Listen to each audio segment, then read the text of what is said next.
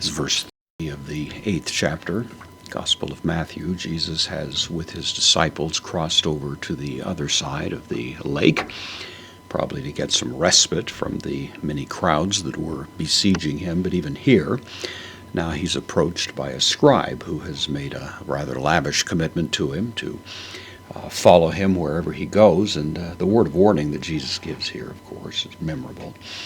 Kai, the connective lege from lego, I say. Third person singular, present active indicative, he says. Present tense to give it a little bit of additional drama.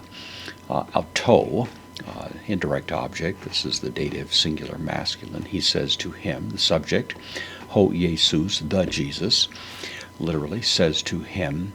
Hi, the feminine article, nominative, allopekes. This is from allopakes, feminine noun.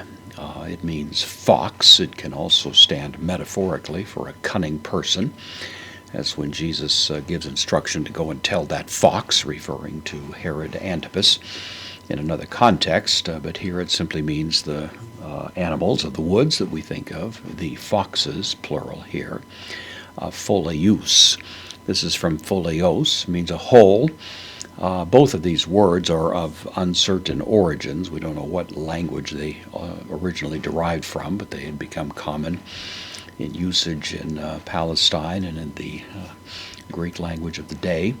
So the foxes' holes, ekusen, from echo I have, third person singular, present active indicative, they have. So the foxes have holes, kai ta petena.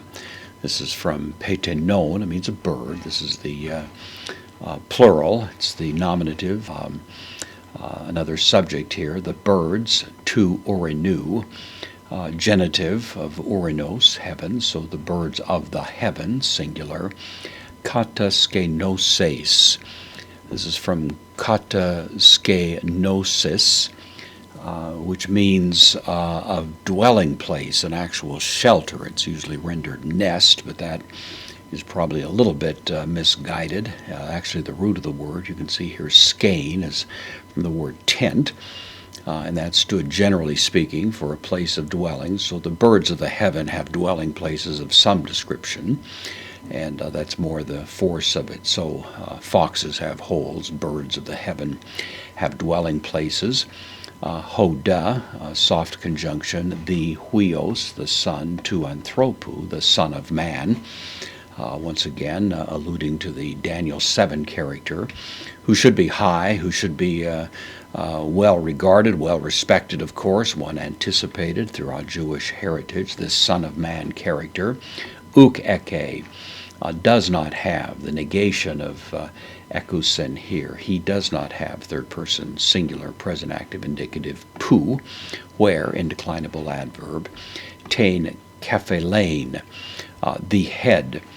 This is usually translated as an infinitive, to lay, a place to lay his head. It's actually third person singular present active subjunctive. It's an idiomatic way of using it here in the Greek that's difficult to translate, and it's better just to render it as an infinitive. So doesn't have where to lay his head. The kline here, we have the word incline from that, for example, to slant.